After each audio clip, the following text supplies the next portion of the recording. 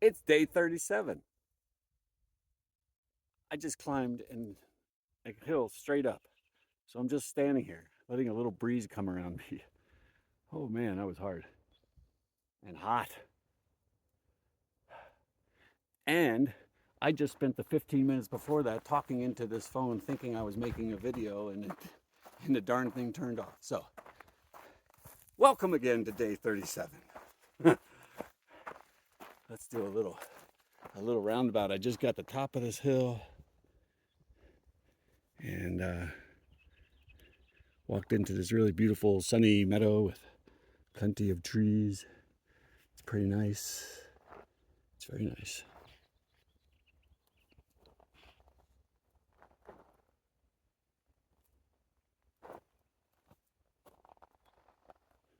There's my new friend Paranoid back there coming up the trail. I just met him the other day. And so I didn't do a report yesterday, but we can do a little recap. Let's go back to the weekend. We just came out of Tehachapi. Wonderful town. Another stop on my nostalgia tour because I lived there for 2 years back in the early 90s when I was working down at Mojave after I'd gotten out of the Air Force. So it was really cool to see the old town and the huge expansion of the new town. There was a lot of growth there in the last couple decades. I'm not sure I liked the growth, but it sure it did make it nice and easy for hiker resupply, I'll give you that. My sister came up, Lily came up. It was really great weekend. We had this great Airbnb with a lot of snacks and a jacuzzi. That was wonderful. And super comfortable little place, really nice. It was a great find because there's not that many Airbnbs in Tehachapi to choose from. There's not a ton to do in the town, but they do have some fantastic food to eat. And like I said, it's a good place for hikers. It's a great hiker stop. So it was a really nice weekend. I came into town, each leg having what felt like some kind of muscle strain and a muscle pull. So these stops, these 0 days, are really well spaced for me so far. I always seem to need them pretty badly. And I feel good now. I feel absolutely rejuvenated. So this is really nice. So the first part of this day was all walking through desert scrub, very kind of monotonous, no shade. It's been pretty hot, but we get the cool breeze because we're April starters. Oh, you poor May starters walking into the blast furnace of Southern California.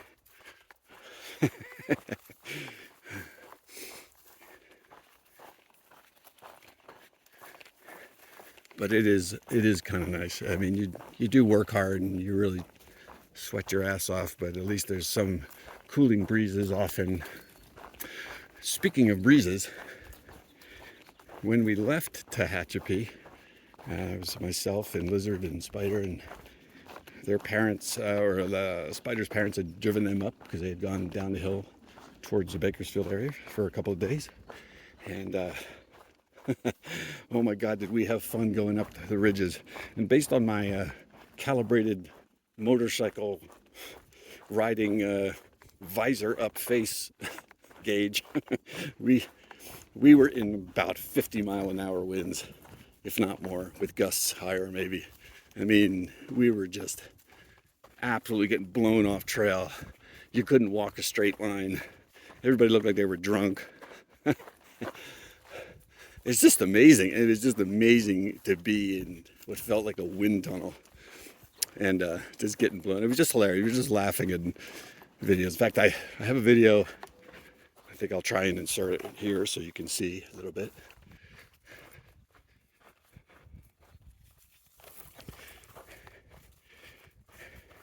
I had another great experience in Tehachapi. I'm jumping around in time a little bit, but that's okay. Yeah, on Sunday I had decided to take an extra day there, and I needed a place to stay on Sunday night.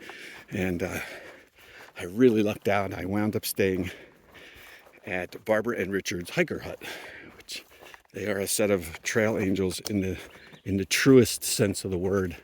They ran an old apple orchard and used to make apple cider. It's really interesting to think that back in the early 90s when they were doing this, I was probably right up on the Highline Avenue in the south of Tehachapi, riding my bicycle or riding a motorcycle right past them. And down here I was at their place. So they have converted their old little apple press factory shop into the Hiker Hut. And it is just so comfortable. It's just a wonderful place. Really nice little outdoor setting, grass that you can set up your tent or cowboy camp on. You can sleep inside the little Hiker Hut. Full refrigerators, food everywhere. Barbara's a wonderful lady and constantly bringing in food. The whole place works on donation, which is just amazing. But all day long, here she comes with some muffins and then some donuts, and there was ice cream, and at one point she brought in this big foil tray of real, like, homemade mac and cheese, not the Kraft crap. Nothing out of a box, the real ooey gooey, sticky, yummy mac and cheese. It was so nice. There was a nice group of hikers there staying there. I met a girl from the Czech Republic who I named Sandia because she was going crazy over this huge watermelon she bought. And no maps. The guy coming up behind me right now, paranoid. I met Moto. Moto is famous on the trail. He's a Japanese guy who's actually Canadian, lives in Canada. 75 years old, hiking the trail in great spirits. Had to wind up staying there a couple extra days because he got bit by a rattlesnake. Incredible. It was not a angry strike though. The snake kind of grazed him or just didn't inject any poison or toxin. And it was just a kind of a love tap, I guess. Still, he had to go to the hospital, so we had all sorts of stories and everything, but really a good guy to meet. And there's a lot of inspirational people out here.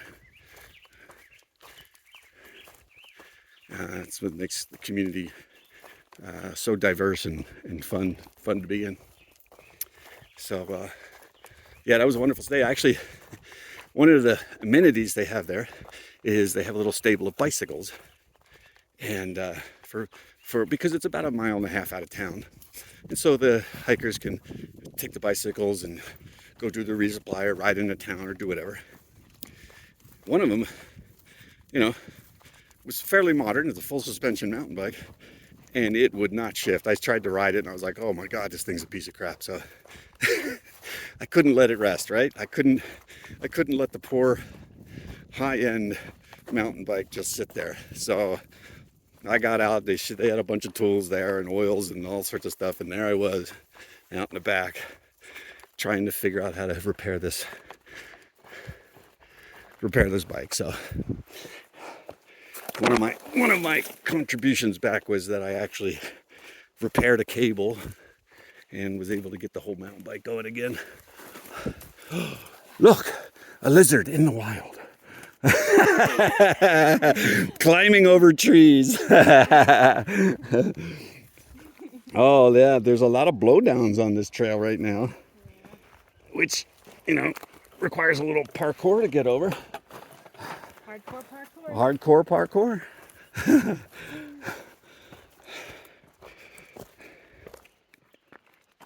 Oh, it's such a nice area here. It's got really a lot of green.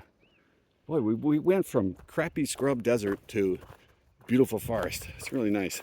it's really fun to watch the environments change here. But anyway, as I was saying, yeah, so I got one of the bikes shifting and the cable repaired and riding much better. So Barbara took a picture of me with a screwdriver in my hand for her little scrapbook. And so it was a fun night. It was a really fun night. One of the sights I saw coming up the trail yesterday was I got to look down on the old, I shouldn't say the old, but look down on Mojave Airport. Again, another point on the way back tour. I worked in Mojave for 4 years. I worked at that airport. It's got a huge runway. It looks like a major airport, but it's probably one of the sleepiest places you'd ever want to land an airplane. Just, you know, there's just no reason to go there almost. The runways are so long because there are a bunch of commercial aircraft repair businesses there, which is where I used to work. So we were a couple thousand feet up the mountain and able to look down on the desert floor and see the whole airport. That was cool. And then, it's been Tour de Windmill ever since.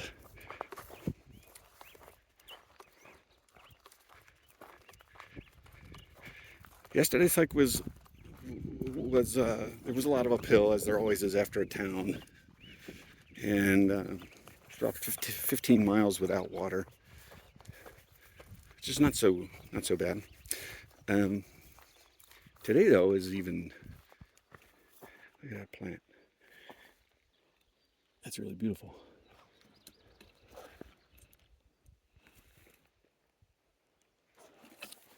Today was a 20-mile water carry, meaning there's no water for 20 miles. And that's heavy. So I left this morning with 4 liters of water, and if you're keeping count and know your water weights, that's about 9 pounds of water added to all the food I'm carrying from a recent resupply. So hurts a bit, a little bit heavy. Feel like I'm getting better at carrying it, or it just doesn't feel as bad. The pack is a little bit more comfortable to me now, I think. So one of the things that's important when you're doing something like this is to gauge things, to measure yourself and find out what your own water needs are. There's a lot of people out here who would see like a 20-mile water carry and then take their full capacity of water and then wind up getting to camp having toted around a liter or 2 liters of water that they didn't actually use. That's a lot of weight to walk up and down these mountains with. And it's just hurtful. You go to all that expense to have a light pack and then you carry around water you don't need. That doesn't really make sense. So it's important for really everybody out here to sort of gauge, to understand, what is the terrain for the day? How long do you have to go? What is your normal hiking speed? What do you think your hiking speed will be based on where the trail is going? And then use a little formula of some kind to figure out your water. So, for example, for me, I tend to use a baseline of 1 liter of water for every 2 hours of hiking. So, based on that, I can get a really accurate amount of water. And if it's super hot, you increase, or if it's super uphill, you can increase some more. But it's generally works out that on a day that has both ups and downs, you'll do about 2.5 miles an hour. And so from there, you can really figure out exactly how much water you need and only carry that much. So far, it's been working pretty good for me. I got to the water source right near camp last night, having drank almost all of my water, which is perfect. So nobody wants to carry weight. I certainly don't. The same could be said of food, of which that's something I haven't quite mastered yet. I guess I just like eating too much. I don't know, but I always seem to have a little bit more than I need.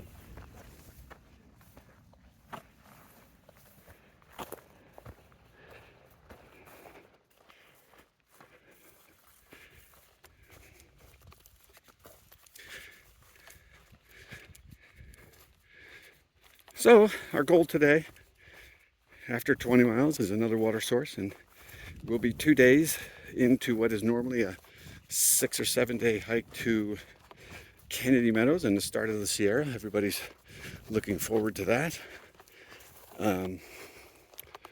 Some with fear, some with excitement. There's still a lot of snow there, so there's a lot of reports of just people hanging out and waiting right now, letting a little snow melt happen.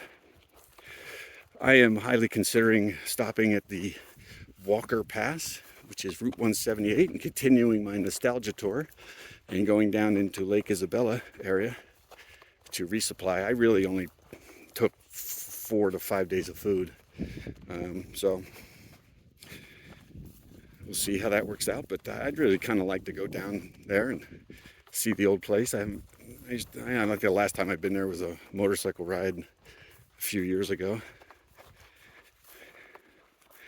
and I'd just like to break up this hike and make sure I have enough food. So we'll see how that works out with the group.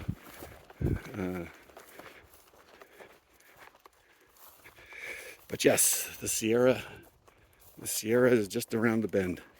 Really looking forward to it. I've seen the Sierra Nevada mountains on the same trail we'll be on basically in July when there was no snow, when I did the John Muir Trail. That was 9 years ago, I think. And I'll be very excited to see it with, snow-capped everything. It should be a really great adventure.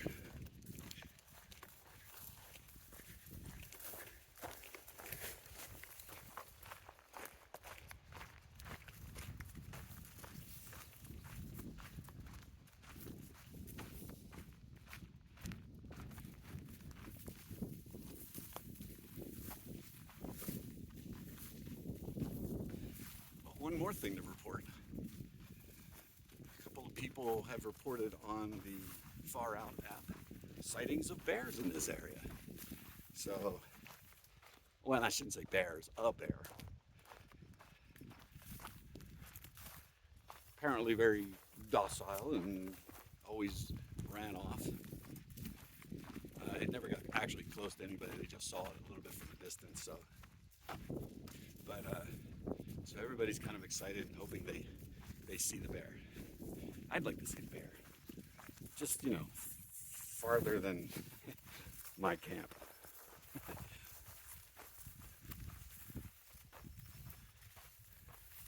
So we'll see. We'll keep our eyes open. Keep our food close or far, depending on your method. Protected otherwise, in any case. And see what happens. Wow, it's turned into such a beautiful day.